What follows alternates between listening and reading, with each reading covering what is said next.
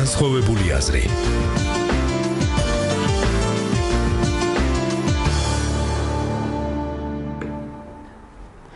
საზოგადოებრივ რადიოზე თქვენ უსმენთ გადაცემას განსხვავებული აზრი. ჩვენი დღევანდელი თემაა მაღალი კორპუსების მშენებლობა, გამოწვევა თბილისისთვის.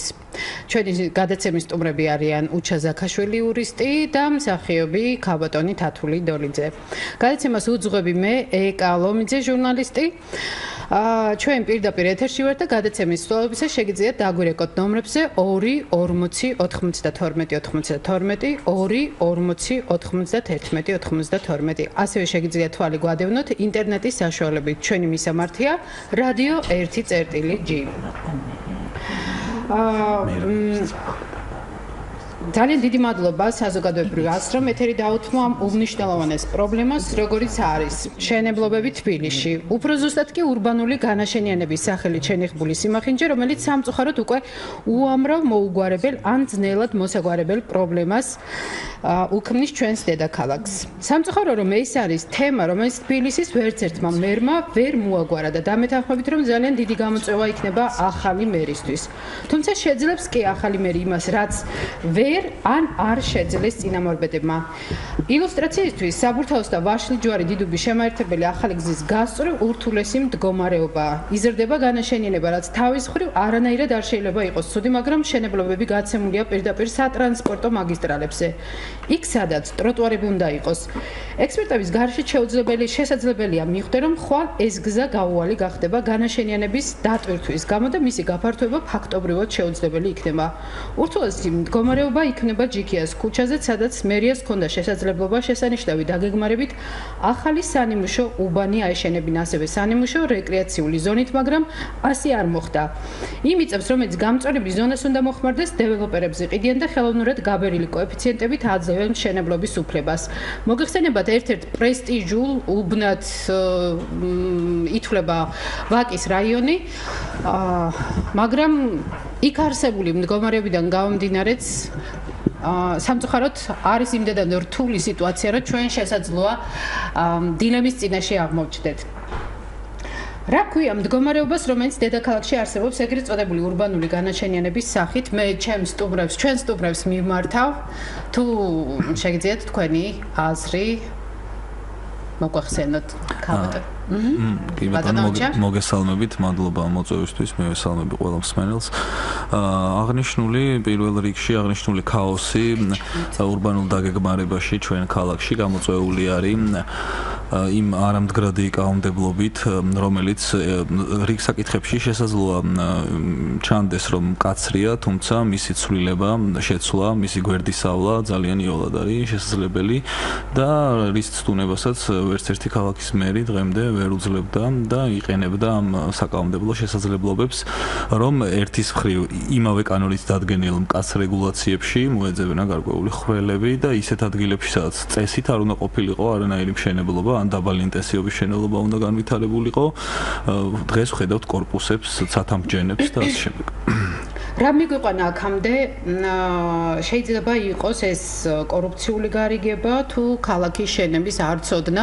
მე ვიდრე თქვენს პასუხებს მოვისმენდე, როგორც ჟურნალისტი გავხსენებ ამჟამინდელ ქალაქის მერთან ერთ-ერთ ინტერვიუს, რომელიც მას ჯერ კიდევ მერად არჩევის პირველ დღეებში ჩამოვართვი. მან თქვა, რომ გადახედავდა ყველა იმ მშენებლობას, რომელიც პრობლემას უქმნიდა ქალაქს და არავითარ შემთხვევაში არ გაიცემოდა ანალოგიური ტიპის თანხმობები მშენებლობებთან დაკავშირებით. სამწუხაროდ მდგომარეობა აბსოლუტურად სხვაგვარად განვითარდა. რეალურად ცნობილია სტატისტიკა, რომელსაც შეუძლია ნებისმიერი მოქალაქე გაეცნოს, რომ მშენებლობების რაოდენობა ბევრად უფრო მეტია ვიდრე მანამდე, რაც თავის მხრივ უბრალოდ დავაზუსტებ, ძალიან კარგი ფაქტორია, იმიტომ რომ უნდა განვითარდეს ქალაქი, რა თქმა უნდა, ბევრი შენობა უნდა აშენდეს, მაგრამ როგორ რა ფორმით ეს სხვა თემა. აი რატო მოხდა რომ ვერ შეძლო ნარმანიამ მერობის დასაწყისში მოცემული საზოგადოებისთვის მიცემული სიტყვის შესრულება? დიახ, რთულია რატომ ვერ შეძლო მერმა ამ კითხვაზე ზუსტი პასუხის გაცემა, თუმცა აქ ყოველთვის არის ერთ მხარეს ძლიერი ბიზნეს ინტერესი, ხოლო მეორე მხარეს საზოგადოებრივი ინტერესი, რომლის დაცვაც ჩემი აზრით არ ხდება, არასაკმარის რესურსს იყენებს საზოგადოება მსგავსი მშენებლობის წინააღმდეგ. ეს ძირითადად ქაოტური წინააღმდეგობებია ერთმანეთთან, არაორგანიზებული, რაც არ იწვევს ისეთ პროტესტს, ან ისეთ საზოგადოებრივ აზრს არ ქმნის, რაც გამოიწვევდა შესაბამისი კანონმდებლობის მიერ. უკაცრავად, ანუ საზოგადოება არ არის ფხიზელი? საზოგადოება ამჩნევს პრობლემას, მაგრამ ხმას არ იმაღლებს. სანამ არ შეეხება თვითონ, რა თქმა უნდა. ქალბატონო თათული, თქვენ როგორ ფიქრობთ? მე რამდენადაც ვიცი, თქვენ წარმოადგენთ თუ შეიძლება ესე ვთქვათ, საზოგადოების სწორედ იმ ნაწილს, რომელსაც პირადადაც შეეხო აი ამ სამწუხაროდ მახინჯი ურბანიზაციის პრობლემა. კი, მე შემეხო, მაგრამ საქმე იმაში, რომ მარტო მე არ შემეხო. მე რასაკვირველია ხა კანონმდებლობის ესეთი ცოდნი არა ვარ, რომ რაღაც ვილაპარაკო იქაურ ხრელებზე და რაღაცებზე, მაგრამ ერთს კი ვიტყვი, რომ საერთოდ ხელისუფლებამ უნდა იცოდე, ყველაფერი მიდის მაინც კანონებამდე და ფინანსებამდე მიდის ყველაფერი.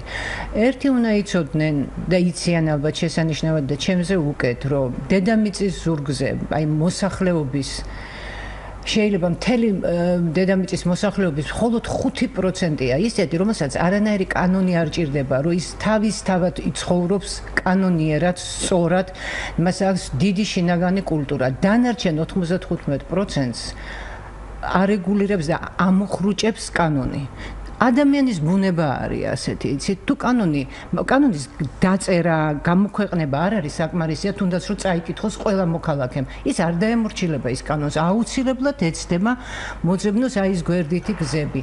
თუ კანონი კაცრად არ მოკითხავს და არ დაამოხრუჭებს აბსოლუტურად ყველა მათგანს, ვინც აპირებს აი ესე გადახვევას გზებით და უხეშად შეეხოს მეორე ადამიანს, სხვაგვარად არაფერი არ გამოვა. მეც მომხრევა, როგორც თქვენ თქვით, რასაკვირველია უნდა განვითარდეს, რასაკვირველია უნდა აშენდეს, მომხრევა და კი არა და მთელი სული და გულით მინდა რომ ყველა უმრავლესობა ქართველებისა ყოველ შემთხვევაში თუ ყველა არა იყოს ძალიან შეძლებული, მაგრამ ეს არ უნდა ხდებოდეს სხვა ადამიანების ქონების ხარჯზე, იმათ ქონების გაუფასურების ხარჯზე, მათი ნერვების, მათი სიცოცხლის საფრთხის ქვეშ დაყენების ხარჯზე.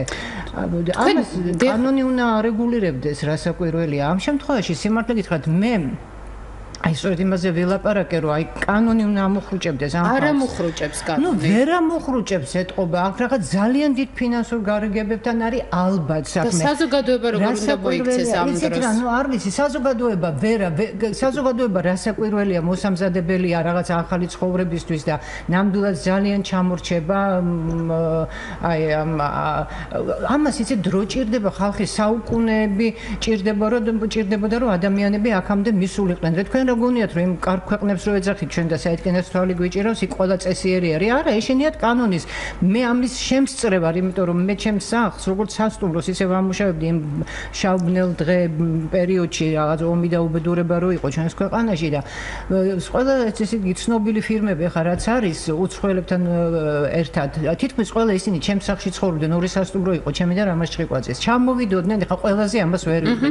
საოცრად წესიერი და კარგი ადამიანებიც იყვნენ, მაგრამ იყვნენ ისეთების, რომ ჩამოვიდოდნენ ერთი კვირა, გაუგნებულები დადიოდნენ, რომ ეს რა ადამიანები რის უფლებას აძლევენ თავს, როგორ არიცავენ კანონს არაფერში აბსოლუტურად, გავიდოდ ერთი კვირა 10 დღე და შესანიშნავად ერგებოდნენ ამ ყველაფერს. ანუ ასეთია ადამიანი. ამის თქმა მინდა მე. ამიტომ მე არ ვიცი საზოგადოებამ რა უნდა გააკეთოს. ვინ უნდა აღასრულოს კანონი?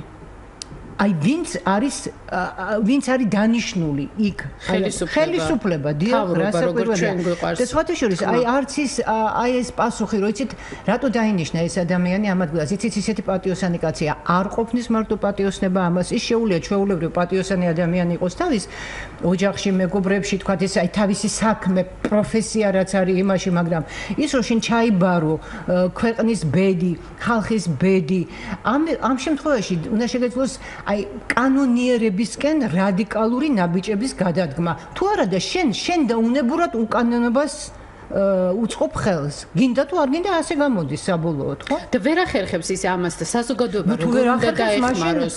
საზოგადოება ვერ დაეხმარება, მაშინ ვინც დანიშნა ეს ადამიანი თუ ვისი რეკომენდაციითაც არის და ვინც არის მისი გარემოცვა, ნუ ხალხმაც ხმა უნდა მოიღოს, რასაკვირველია. რასაკვირველია. დავამატებ თუ შეიძლება ამ კოეფიციენტებთან დაკავშირებით დასმულ შეკითხვას, დიახ, უკანასკნელმა მერმა ნამდვილად შექმნა ესეთი კომისია, რომელსაც ევალებოდა ესე უკანონოდ გაზრდილი, წინა ხელისუფლების მიერ უკანონოდ გაზრდილი კაური კოეფიციენტების, სამშენებლო კოეფიციენტების გადახედვა, თუმცა მათ მიერ დადებული, ანუ გაუქმებული კოეფიციენტი არავის არ უნახავს, ეს უბრალოდ ფიქცია აღმოჩნდა. ამასთან დაკავშირებითაც გეტყვით, მე ერთ-ერთ ინტერვიუში ასევე მან მითხრა, რომ სამწუხაროდ უნდა იყოს გათვალისწინებული ბიზნესმენების ინტერესებიც და შესაბამისად ეს პრობლემას არ წარმოადგენს ჩვენი კანონმდებლობა, სწორედ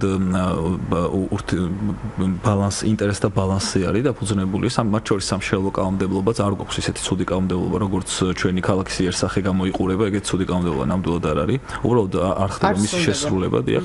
აი ამ ნაწილშიც, სამშენებლო კოეფიციენტების ნაწილშიც, მაგალითად, კაური კოეფიციენტის გაზრდის ერთ-ერთი საფუძველი, ერთ-ერთი წინაპირობა უნდა იყოს დაბალანსება საზოგადოებრივი ინტერესების, რაიმე სახის კომპენსირება ამ საზოგადოებრივი ინტერესების. აი მაგალითად უბანში ვთქვათ, სადაც შენდება მაღალსართულიანი კორპუსი და თუ ვთქვათ არ არის სკოლა, ნუ ბიზნესმენმა უნდა აშენოს სკოლა. თუ ვთქვათ არ არის სკვერი, უნდა აშენოს, ანუ რაღაც ალტერნატივებს სთავაზობს კანონმდებელი ხელისუფლების ესეთი ტიპის წარმომადგენლებს, რომ რაღაცნაირად დააბალანსონ. ნუ ახლა ბევრი ისეთი შემთხვევა არის ქალაქში, რომელსაც არანაირი კომპენსირება არ უშველის, იმდენად გადატვირთულია, იმდენად ჭიდრო განაშენიანება არის, რომ იქ უბრალოდ არ უნდა გაიცეს კაური კოეფიციენტი.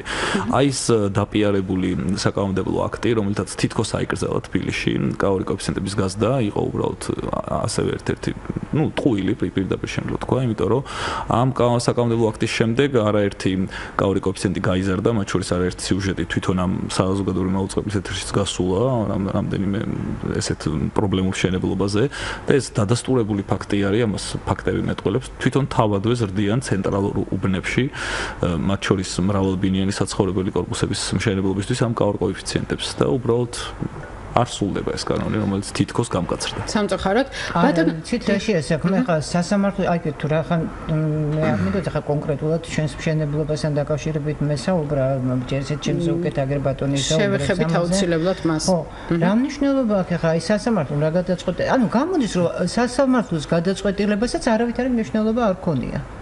ახლა პირადად მე მაგალითად თუ რადგან ასე გაინტერესებთ, მე ვთვლი რომ მე აი აბსოლუტურად გამაკოტრეს, აი რასაც ბოლშევიკები აკეთებდნენ. იმიტომ რომ მე ბუტაფორიაში ვცხოვრობ ამჯერად, ჩემს სახელს არანაირი ფასი აღარ აქვს.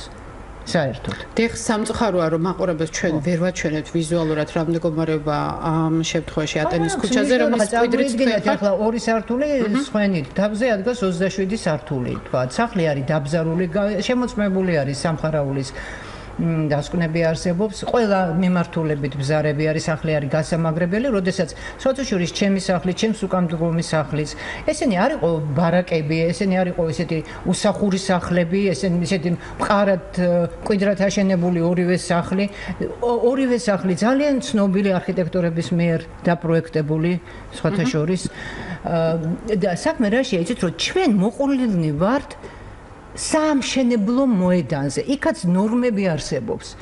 არ შეიძლება როდესაც შენ 27 სართულს აშენებ, სათანადო სამშენებლო მოედანი უნდა გქონდეს, თორე ეს მძიმე ტექნიკა ჩვენ კი არ უნდა დაგვადგა თავზე.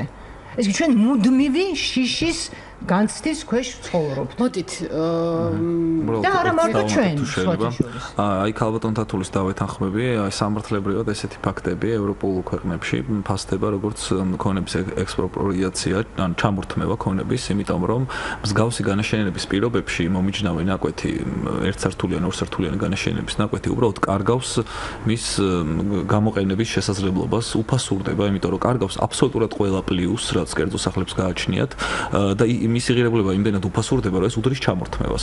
ესეთ შემთხვევაში ევროპული ქვეყნების პრაქტიკა პირდაპირ ამბობს, რომ ეს არის ქონების ჩამორთმევა, რასაც ალტერნატიული კომპენსაცია უნდა დაუპირისპიროს იმავე ქალაქ თბილისის მერიამ, რომელიც ესეთ გადაწყვეტილებებს იღებს.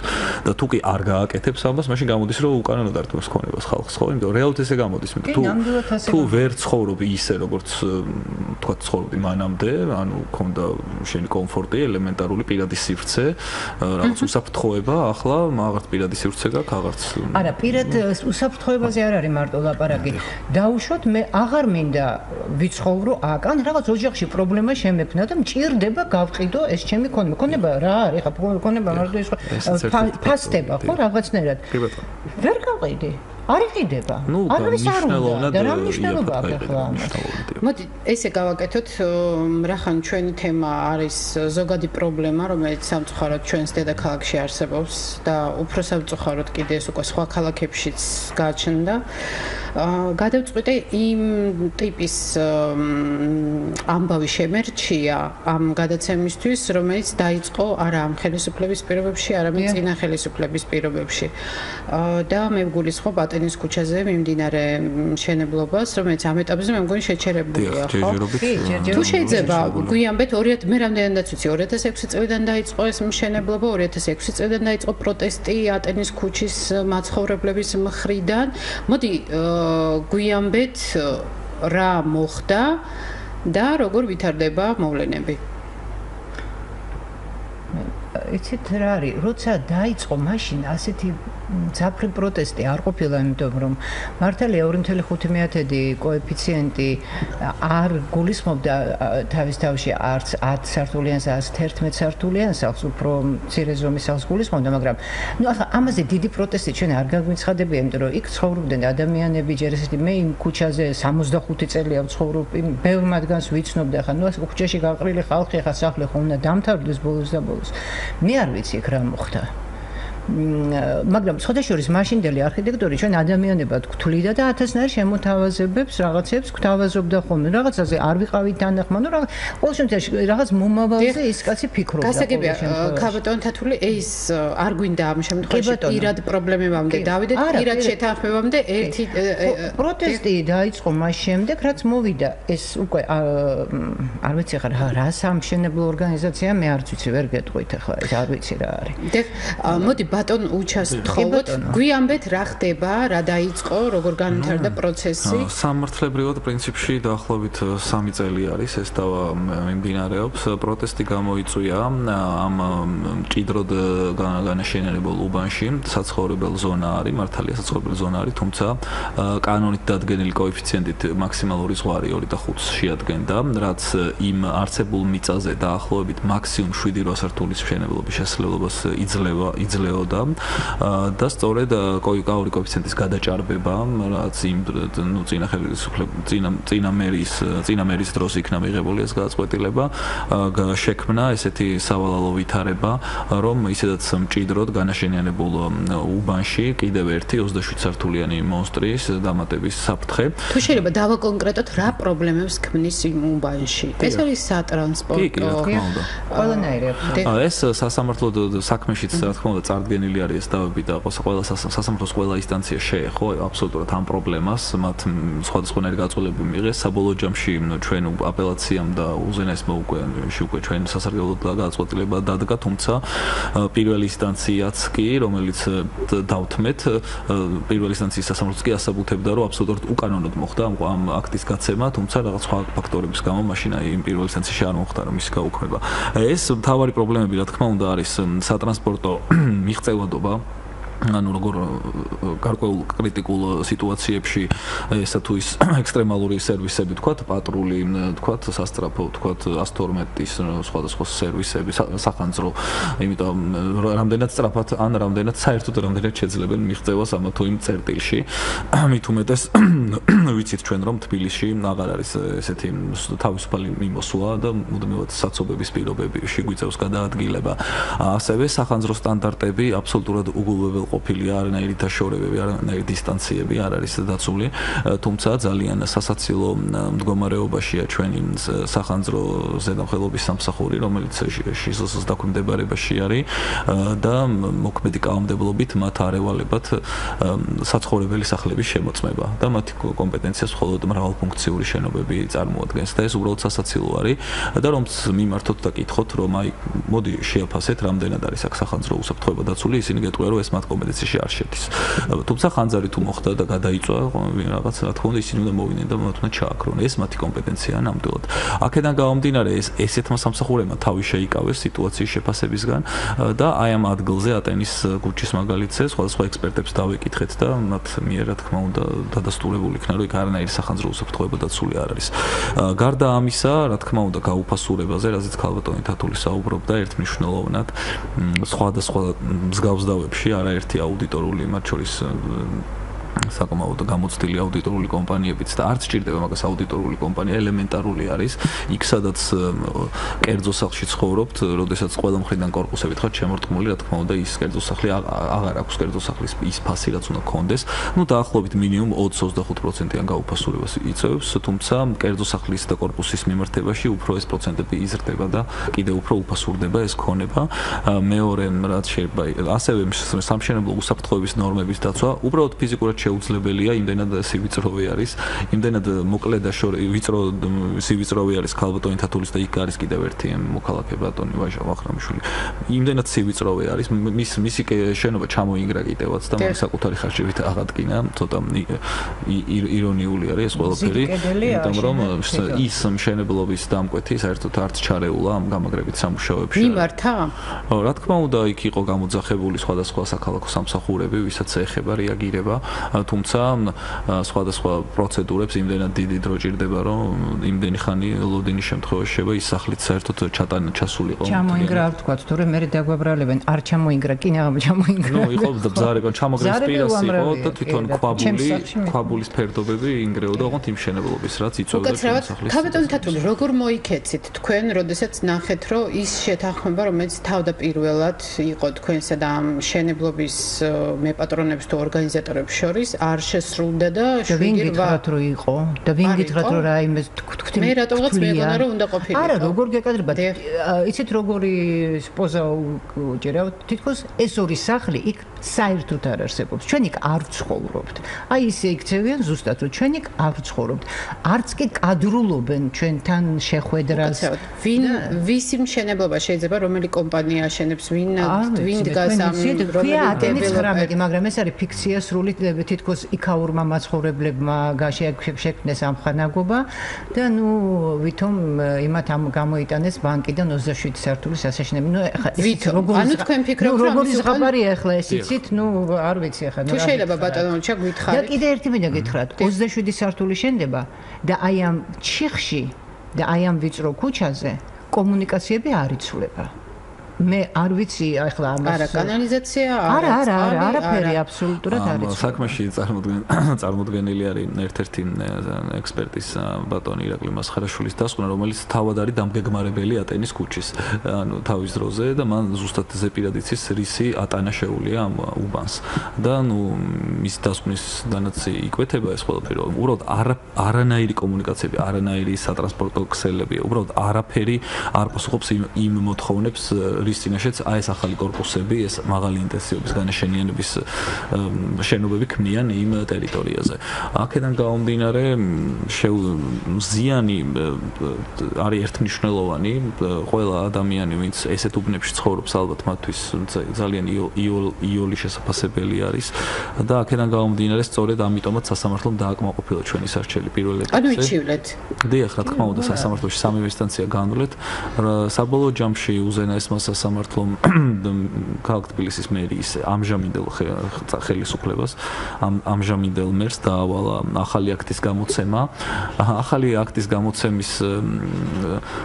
გამოცემის ეტაპზე ჩვენს მიერ იმ ქუჩის ძალიან ბევრი მაცხოვრებლის სახელით მოთხოვნილი იქნა იმ წარმოებაში ახალი აქტის კაურის გაზრდა არ გაზრდის საკითხში ატენის ქუჩის მაცხოვრებლების ჩაბმა, რათა საზოგადოებრივი ინტერესი ყოფილიყო წარმოდგენილი, საზოგადოებრივი ხმა ყოფილიყო წარმოდგენილი, თუმცა მათ ძალიან გაუგებარი მიზეზით გვითხრეს უარი, რომ თითქოს მოსარჩელე იყო მხოლოდ ერთი ადამიანი და დანარჩენი ეს ნიშნავდა, რომ მხოლოდ მასად შეიძლება მიდგომოდა ზიანი ამ მშენებლობით და დანარჩენებს არა. უკაცრავად მე მახსენდება აი ამ თემაზე ერთ-ერთი ინტერვიუში ეკატერინე ამბობს, რომელიც არ ცხოვრობს რამდენადაც ვიცი ამ არც ქაბატონი თათულის გვერდით და არც ბატონი ვაჟას გვერდით, მაგრამ ცხოვრობს იქვე გვერდით კორპუსში და ამბობს ესეთ რამეს, რომ თუ სახლში არ მივალ 9 საათის შემდეგ ვერ შევალ უბრალოდ, იმიტომ რომ მომიწევს ქუჩაში საათობით დგომა.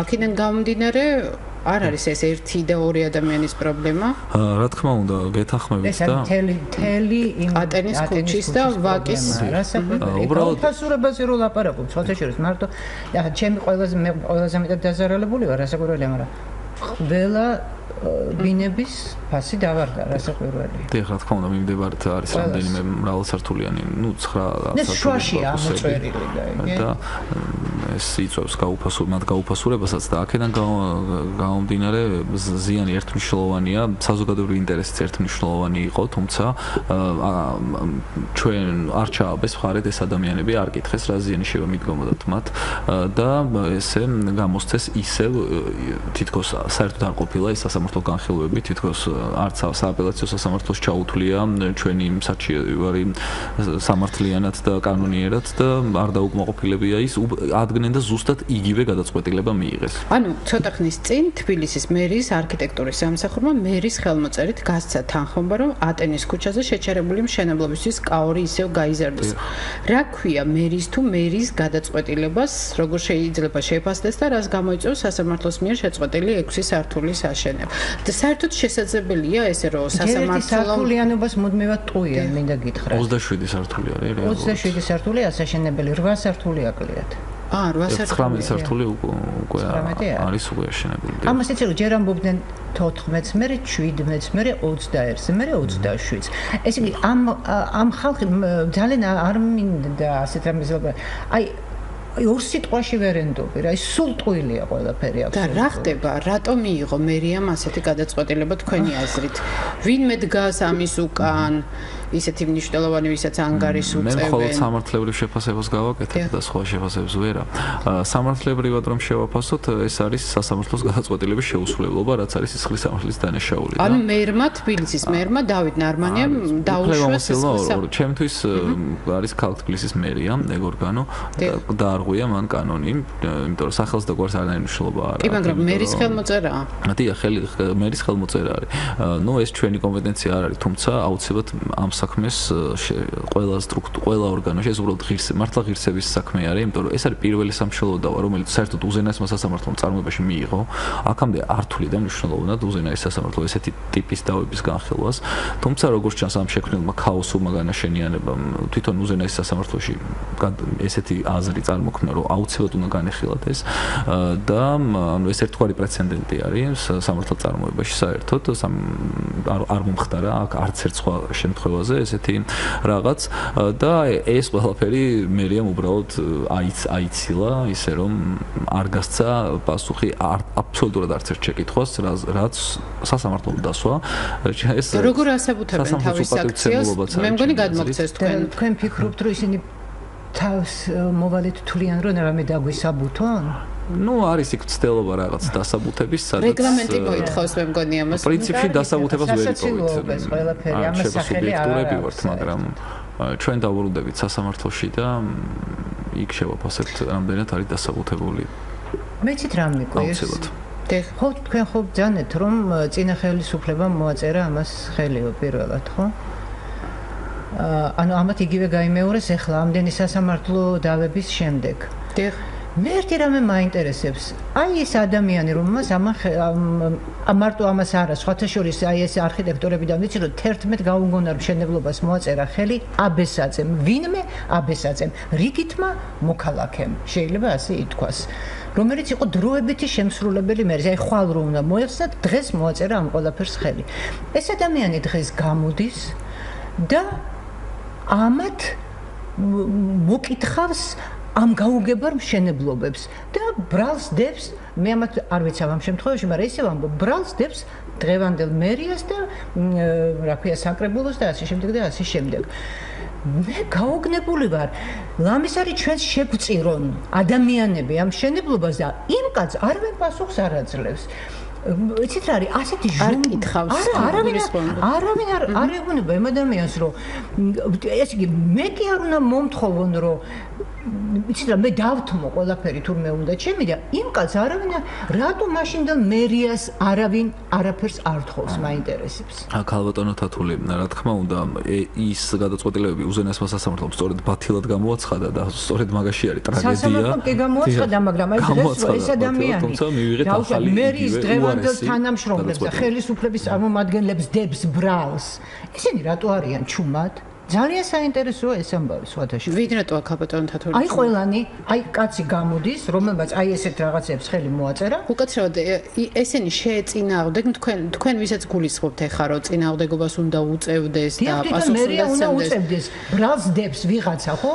მე რომ ბრალს მდებენ, მე ვალდებული ვარ ამ პასუხი გავცი. ანის დავა დანაშაულო, ვინც ჩაიდინა ეს დანაშაული, ხო?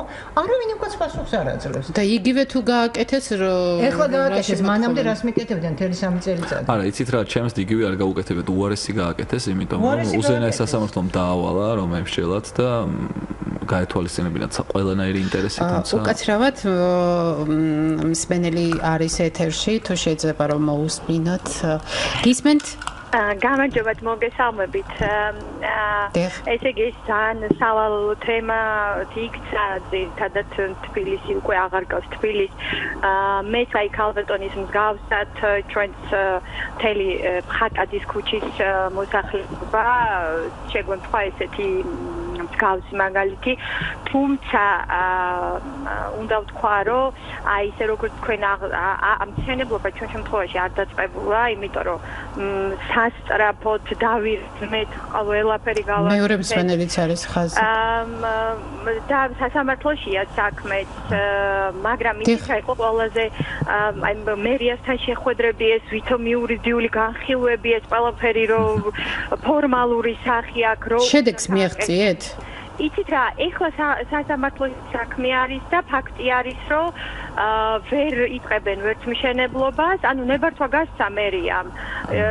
საერთოდ აი არ ნახული, ეხლა აღარ მინდა დეტალებში ჩავიდე. გასაგებია. თუ შეიძლება დააკონკრეტეთ, ეს ალბათ ომარ ფხაკაძის ქუჩას გულისხმობთ, რომელი ნომერია? მთელ ქუჩაზე როგორ ეხლა ჩემი არის 52, მაგრამ ეხლა კონკრეტულად რო გითხრათ რა ხდება. ომარ ფხაკაძის ქუჩის ქვევით ხო გადის ნაფეტრებისკენ მიმავალი, ხო იცით?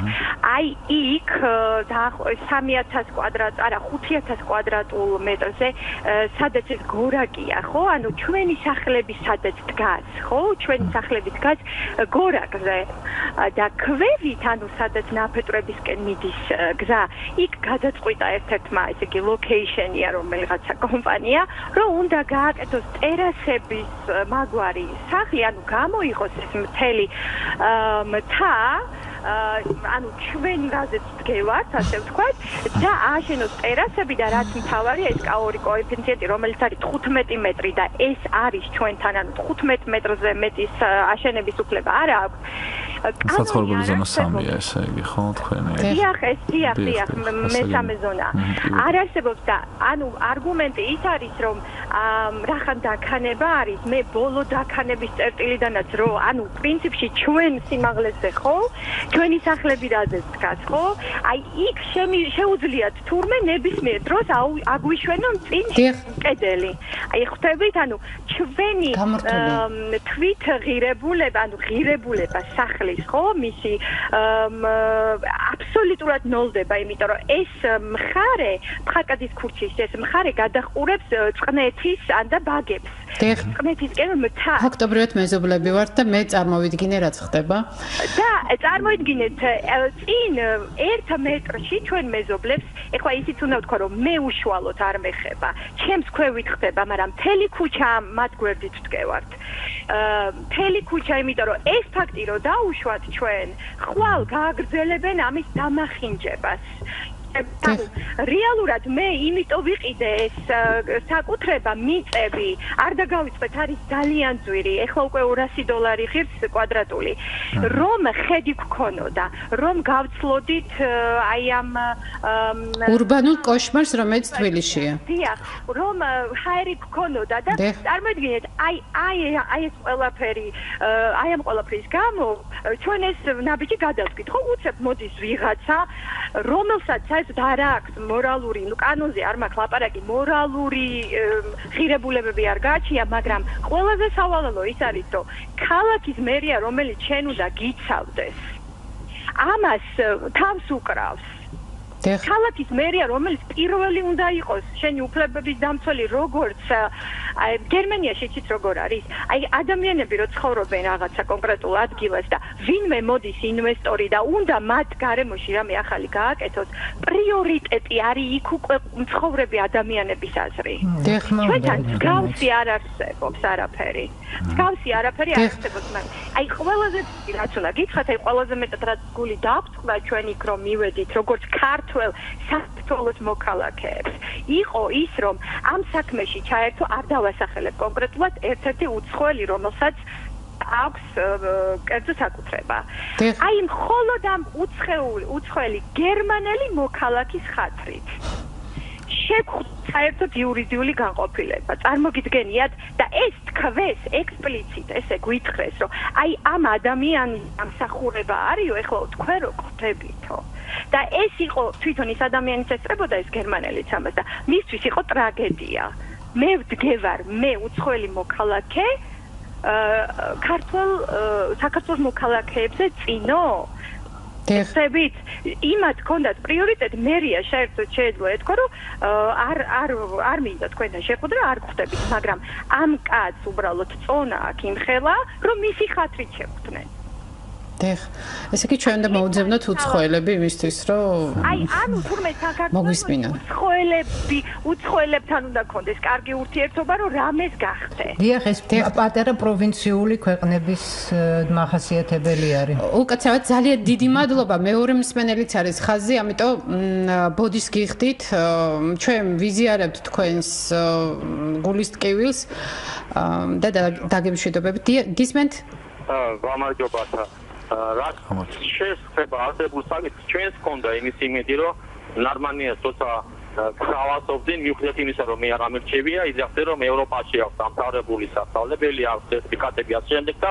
ყველაფერს მოვექცევით ევროპული კანონით ვინც კი არის შესწორმაში შეყვანილი საქართველოში და უფლება დარღვევით აქვს შეძენილი კერძო საკუთრება მშენებლობასთან დაკავშირებით ყველას დავეხმარებით მიიწევთ ალტერნატიულ ფაქტს რომ სპეცი უფლებები არ დაიწყოს და ყველაფერი იქნება ისე როგორც ეს არის ევროპაში მაგრამ მივიღეთ რა სულ ახლა რამდენიმე კადრი გამოიტანა აილისაშვილმა სადაც კერძო მესაკუთრე თავისი ბიჭი იძახის ინა დიდუბეში მე ვარ დიდუბელი ეს მიწა ვიყიდი 2015 წელს ვარ მესაკუთრე და რასაც მინდა იმას გავაკეთეთ ჩვენი საქმე და სად კორპუსებს შორის სტადიონზე იგივე ხდებოდა იმ ვაკის ამბავში ჩემი ნათესავი ცხოვრობს იქ რა ხდება იგივე გაკეთეთ მარკეტინგის ესე იგი ჩვენ მოყავს ახლა ესეთი მერი კანადის სახელით რომელიც იცით იცით რა ეს მაგათი საკუთრება და მე ვერ შევხედე ეს უკვე თქვა ნარმანიემ და ალბათ გაიმეორებს ისიც რა ჩვენ გვინდა მერი ელისაშვილი რომელიც ნურას უკაცრავად იყიდეს სტადიონი მოედანი პარკი გექნება პარკად არ გინდა დაუბრუნდნენ სახელმწიფოს და როგორც თქვენ ისკატეც უდაროკა. აი ესეთი მერი გვინდა ჩვენ და არა ესეთი მესაკუთრეა და რასაც უნდა იმას გააკეთეს, რა ჩვენი საქმეა. ეს ხო კანონიანი მესა. რა კანონია? ცვლილების უფლებებს არღვევს, ანტიდემოკრატიულად მოქმედებს და ჩვენი ევროკონვენციის ასოცირების ხელშეკრულება გვაძლევს იმის უფლებას, რომ ესეთი მესაკუთრეები გავდევნოთ ქალაქიდან, სადაც უნდა სხვა რაც უნდა ისააშენ. როგორ შეიძლება კლასობრივ ჩაგვრას შეუწყოთ ხელი, რომელსაც წარმოადგენენ ბიზნესმენები და ველური დეველოპერები. ეს არის საქართველოს ევროინტეგრაცია. იქნებ გითხრათ, ღირს თუ არა ამისთანავე მერის დაჭერა, რომელიც ბანერის ასოციაციას ვადეს. კარგია გოროჩში. Так, ბანდობთ. მაგათ მე კიდე იცით რას ვიტყვი, კიდე ერთ-ერთი ძალიან მნიშვნელოვანი როგორ თქვა, ახლა ჩვენი უბედურება არის ის, რომ მე არ ვიცი, აი მე ამ შემთხვევაში მერის არქიტექტურულ სამსახურზე არ ვლაპარაკობ. აი ადრე ხო არსებობდა არქიტექტურის მარჯანიშვილის მოედანზე რო იყო, მთავარი არქიტექტორი ქალაქის, ადამიანი, რომელსაც რაღაცა სიტყვის უფლება აქვს. აი ვიღაც ტიპები წყვეტენ რაღაცებს, აი აბსოლუტურად გაუგებარი არის. ეს არქიტექტორები მიბმულები არიან რაღაცა აი კერძო სახლების რაღაცა დაკვეთების შესრულებაზე, მაგრამ ის რო აი არსებობდეს რაღაც, არ ვიცი, აი მართლა მერიისგან დამოუკიდებლად არქიტექტორთან, ნუ საბჭო თუ სახლი თუ ერთიანობა თუ არ ვიცი რა დავარქვა, ადამიანებს ვისაც გული შესკება თავის ქალაქზე, ამ ქალაქს რა გაეშველება, არ ვიცი, მაგრამ მაინც რომ მათი გადასაწყვეტი იყოს ქალაქი როგორ უნდა განაშენიანდეს და არა ვიღაც თანამდებობის პირები, რომლებიც ისრლებიან ზოგი 4 წელიწადში, ზოგი 9 წელიწადში, ზოგი 2 წელიწადში და ზოგი 1 წელიწადში ერთხელ. ერთს დავამატებ, აი პირველ მსმენელს გამოვეხმაურები, აი საცხოვრებელ, ჩვენს ქალაქში დადგენილი არის ეს საცხოვრებელი ზონები, ახლაც პირდებიან, რომ ახალ გენგეგმას დაამტკიცებენ, რომელიც პრობლემებს მოაგვარებს, თუმცა მე ძალიან არ უყურებ მაგას, მოკლედ ოპტიმისტურად და ავხსნი რატომაც, აი ახლაც თუნდაც მოქალაქის მაგალითი, ხო, მაგალითი რომ ავიღოთ, საცხოვრებელ ზონას ამში ცხოვრობს, იყიდა ქონება, წაიკითხა კანონმდებლობა, ვთქვათ, ან გაიკითხა ვიღაცას კითხა და უთხრეს, რომ აი დღევანდელი რეგულაციებით შენ ცხოვრობ საცხოვრებელ ზონას ამში, სადაც კოეფიციენტი არის თქვათ 1 და 5 და შენობის მაქსიმალური სიმაღლეა 15 მეტრი. აი მაგაზე მეც ვერ აგიშენებენ.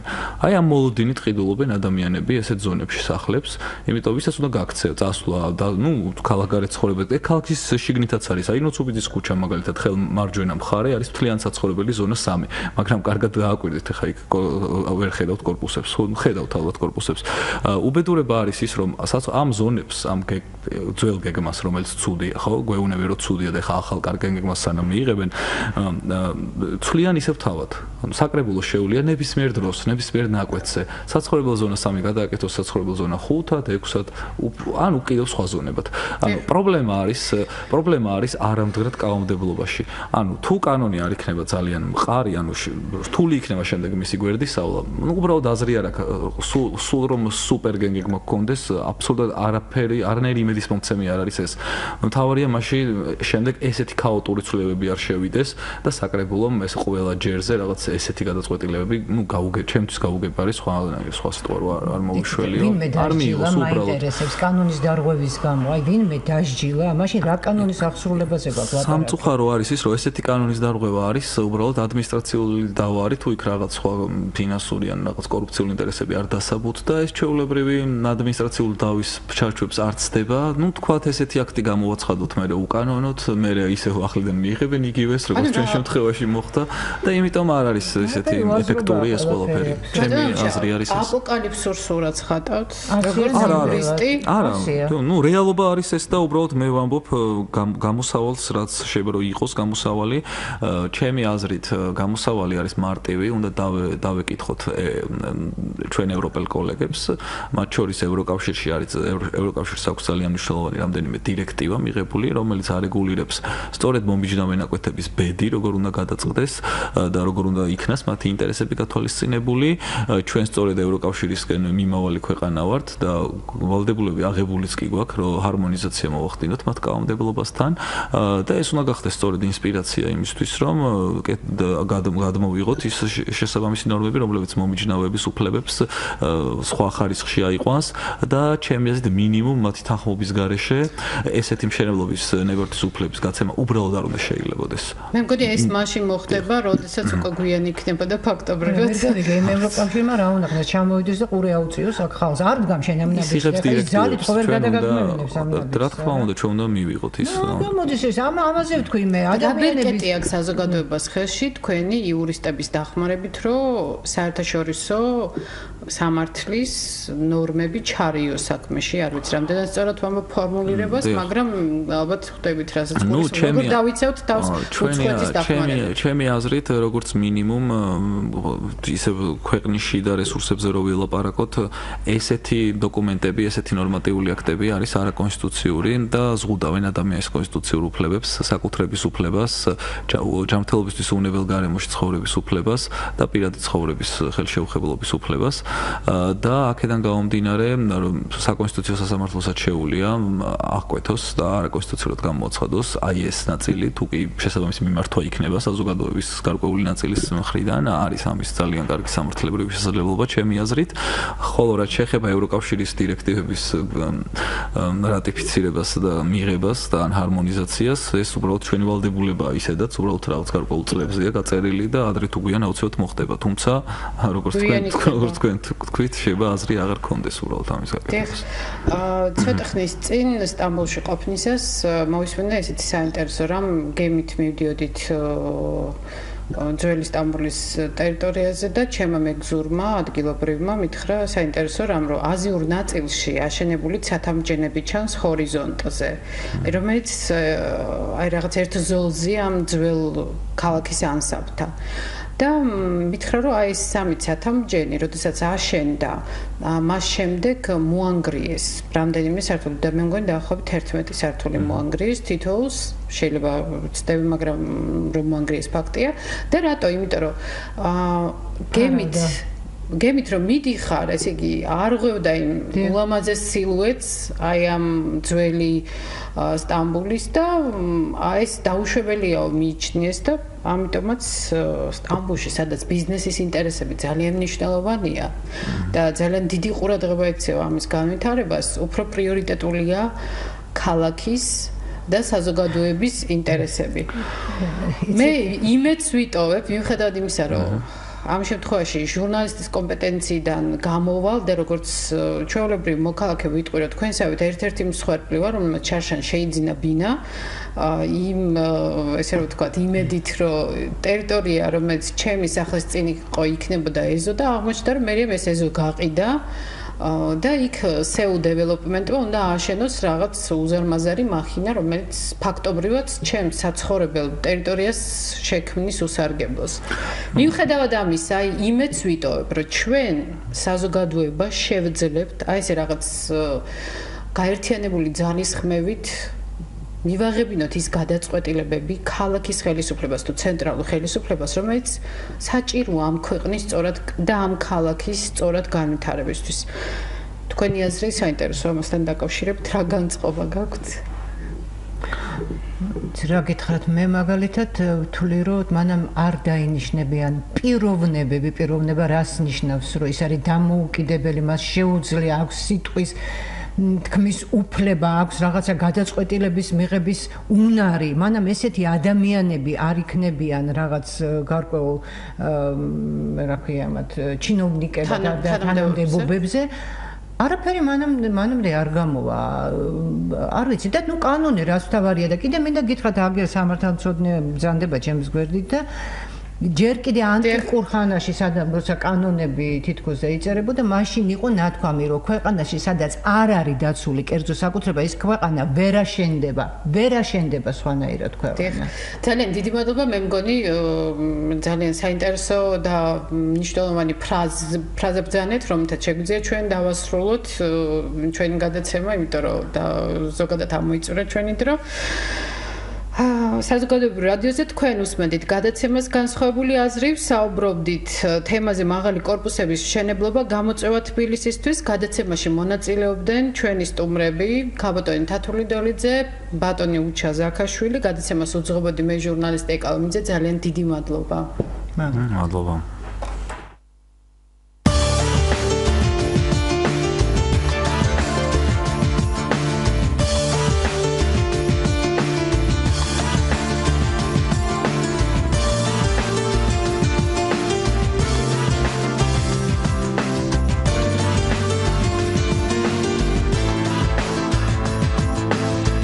განსხვავებული აზრი.